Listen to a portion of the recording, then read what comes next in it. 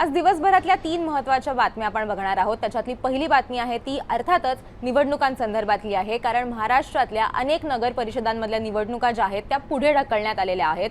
आज प्रचार संपणार होता, मात्र त्याच्या अगदी एक दिवस आधी निवडणूक आयोगाकडून हा निर्णय घेण्यात आलेला होता, कारण ज्या नगर परिषदांमध्ये उमेदवारांसाठी किंवा नगर अध्यक्षांच्या विरोधात अपील करण्यात आलेलं होतं कोर्टामध्ये आणि त्याचे निर्णय अजून आलेले नव्हते, त्याच्यामुळे अनेक ठिकाणी निवडणूक आयोगाने स्वतः हा डिसिजन घेतलेला आहे आणि तिकडची निवडणूक जी आहे ती त्यांनी पुढे ढकललेली आहे। तर याच्यामध्ये कुठल्या नगर परिषदा आहेत तर प्रामुख्याने याच्यामध्ये महाबळेश्वर, फलटण, बारामती, त्याचबरोबर आपण जर बघितलं तर पाथर्डी सुद्धा याच्यामध्ये आहे, देवळाली आहे, प्रवरा आहे आणि अकोल्यामध्ये सुद्धा काही प्रभागांमध्ये ही निवडणूक जी आहे ती पुढे ढकलण्यात आलेली आहे।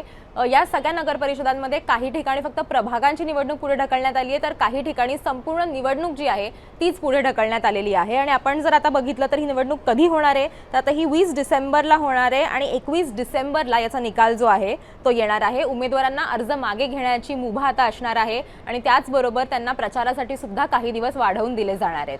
आजची दुसरी महत्त्वाची बातमी आहे ती म्हणजे कोकणातली।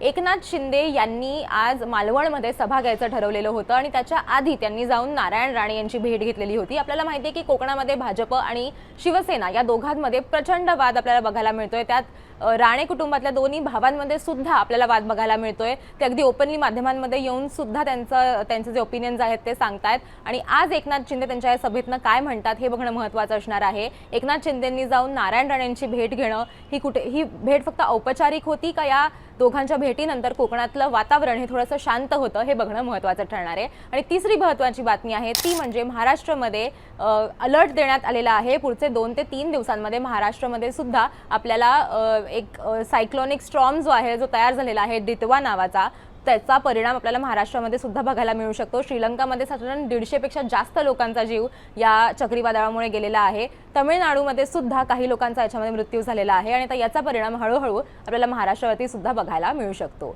या होत्या आज दिवसभरातल्या 3 महत्त्वाच्या बातम्या।